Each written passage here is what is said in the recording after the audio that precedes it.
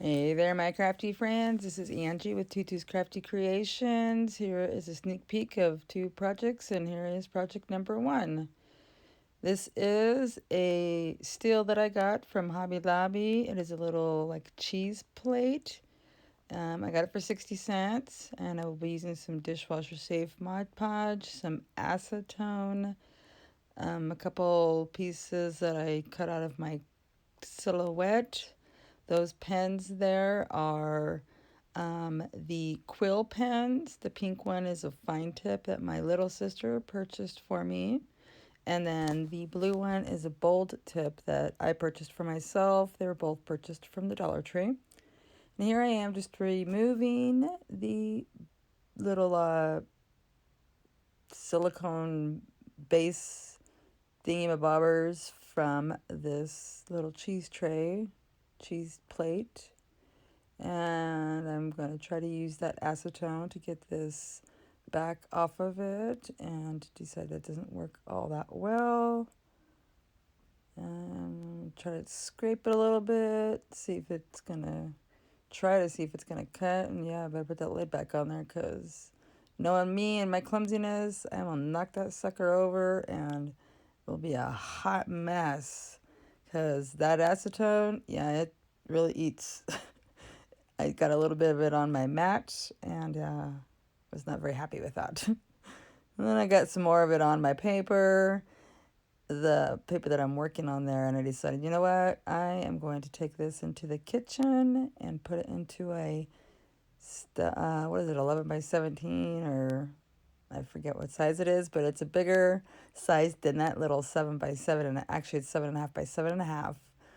Cheese plate. Anyway, I took it in the kitchen, stuck it in there after I got a majority, I guess, of it off, because it took me quite a while. I worked and worked and worked at it and poured some more and poured some more.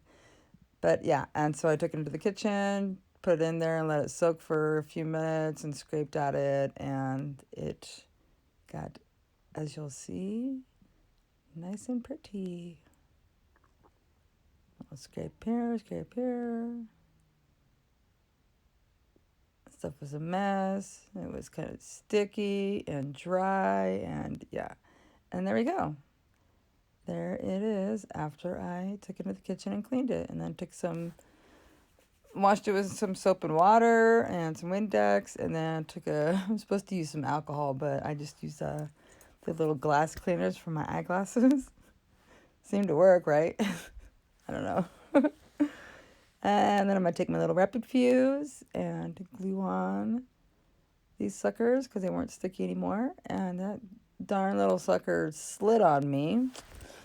So I had to try to get that glue off there right quick, so it didn't make a mess. Or not make a mess, but I mean leave a little mark on my glass. So I got it off as best as I could. And then take the glue and do it again without letting it slide this time. And then I'll go ahead and get all 4 of them on.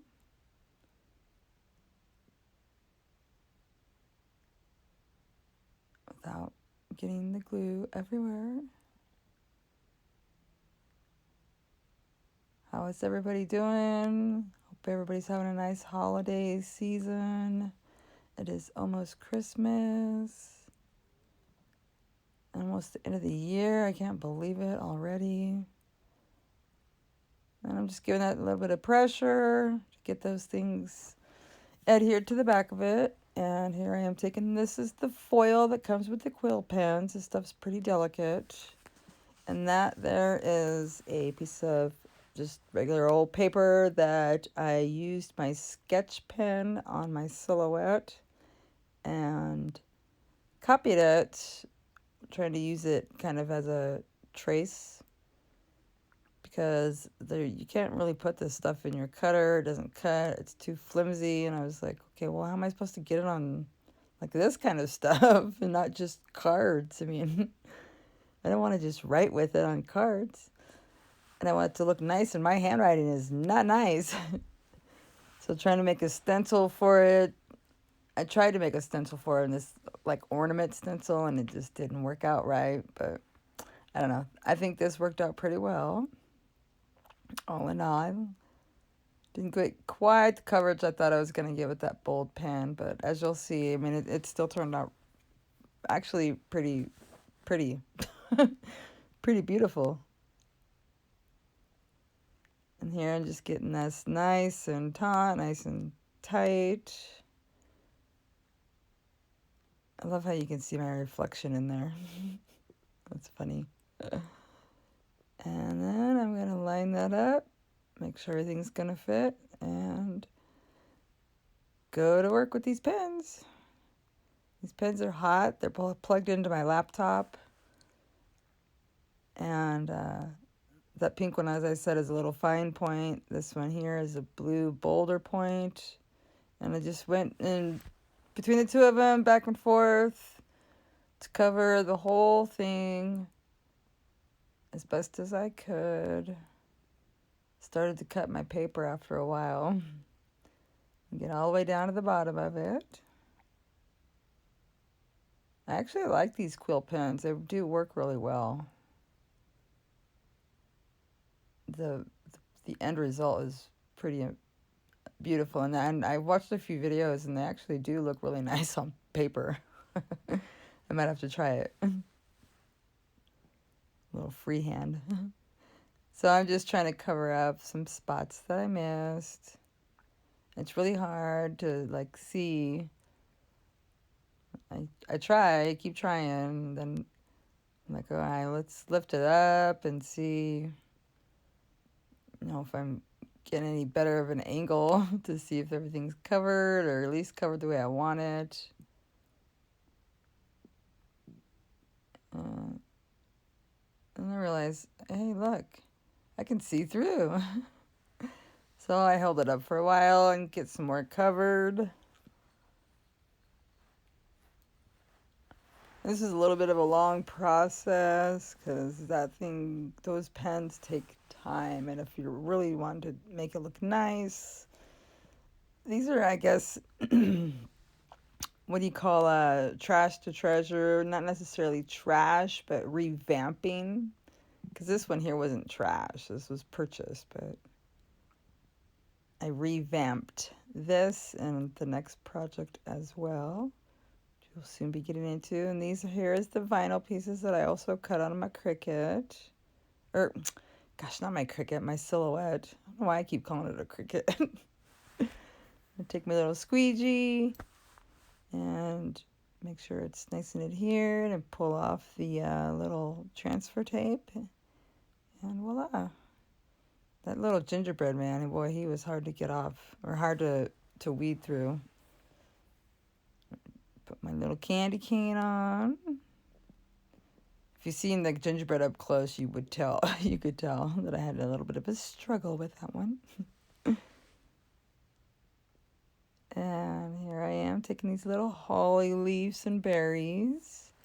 Going to apply those.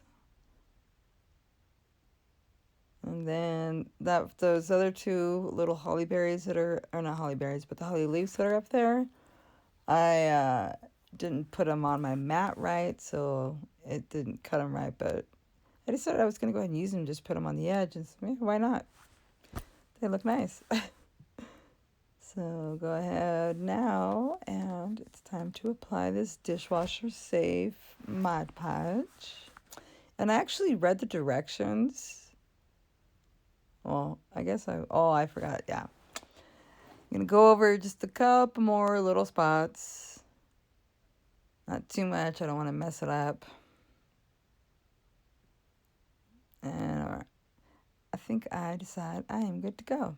So as I was saying, I read the directions on this bottle of stuff, and this bottle of Mod Podge, and it says to roll that Mod Podge for the best results so that it doesn't get all shooken up and bubbly, which I did not know that. I think that's what it said. I know it said to roll it, but I don't know if it was because of the bubbles. Anyway, so I am going to take this top off because I haven't used this yet. And I actually purchased it for these because I bought two of these at Hobby Lobby, these little cheese plates. They're both on sale. This one was the best deal. It was 60 cents. 60 cents for this. Can you believe this? So let me know what you guys are thinking so far. This stuff leaves us like dark, like not dark, but it's film on the glass, which is really nice because I guess it keeps it lasting through the dishwasher.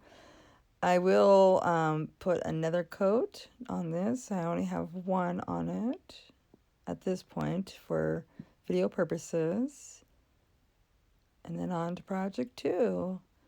So my sister gave me this cutting board, and my brother-in-law so graciously took it to the garage and sanded it off so it was nice and buttery smooth. And I decided to go ahead and take it and make it something Christmassy. And I went with Merry Christmas and some gnomes with little cute hats on. I haven't done anything with gnomes on it this year, so I figured, why not? Make it look cute. And it's wood, and I'm going to take the little scorch marker and proceed to color in all of these, the stencil area. Because basically what I did with my silhouette was made a stencil. I used the Silhouette brand of matte vinyl because it's kind of thicker, and I thought it would work better as a stencil. So I will take the sponge side of this scorch marker and proceed to go ahead and dab my way through the lettering and then all the way through all 3 of the gnomes. And then after I do that, it will be time to take the vinyl off. And again, Jesus, these the scorch markers, this takes forever to make at least for me, I don't know, I guess I read the directions on this thing too, and I think I even went online last time, but it takes a while. Like a good hour, I would say, to cover all that and to get a nice good like burnt look so you don't have any pink left. But the results, I would have to say, are beautiful. And so just go ahead and get all that vinyl off. And in videos that I've watched, I've also learned that if you rip it with the grain, it doesn't like tear the wood or whatever. Leave like, I don't know, little scuff marks or something, fray your wood, or I don't know. You have to talk to the wood people. Okay, so I'm going to use my little scraper tool there that came with my silhouette and proceed to go underneath all of these little pieces and stick the little pieces to that little lint roller. And then once I get all those off, it's time for the heat gun. And I will, as I said, proceed to hold it and take it back and forth. Just keep it in a constant movement is what the directions say on this. And then after a while, I realized that, hey, look, it's changing a lot better or quicker when you tilt it. So maybe there is a method to it, but once I did that, it really started to make a difference and went from pink to a brown color. And then that brown spot that's right there, that big brown spot that's part of the wood, has sap in it, so it kind of got bubbly, but it didn't really make a mess, so that was nice. I was lucky, not nice, but... And I did notice that in some of the sections where I maybe had too much heat, I don't know, but you could tell that it bled just a little tiny bit. But look at the results here. I mean, that was pretty... I think the pen is wonderful. I love the pen. The scorch marker pen is great. I just wish it didn't take so long to get the results. They had like a rapid scorch marker. You guys hear that, scorch marker people? And here I am taking some polyurethane that was my grandma's. It had been in the garage, and we just got the roof done.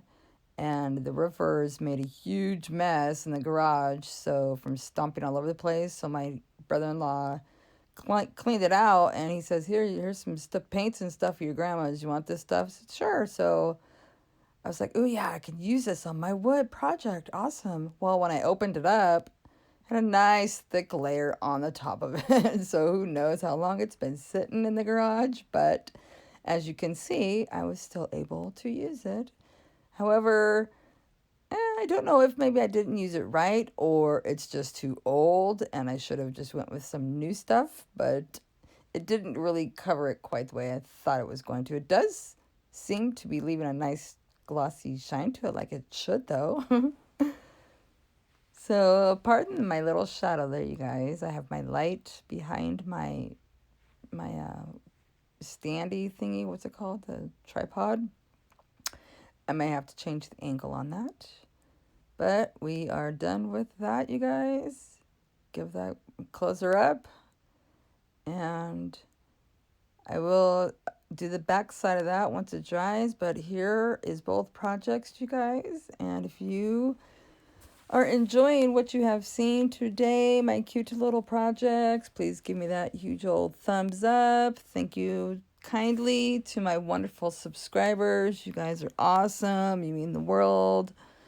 And if you have not yet subscribed, please consider doing so. Hit the subscribe button, and next to that is a little bell with the little icon thingies. You tap that, you get notified each and every time I upload new videos. And if you give this video a like and comment, it really does help me to make my channel grow.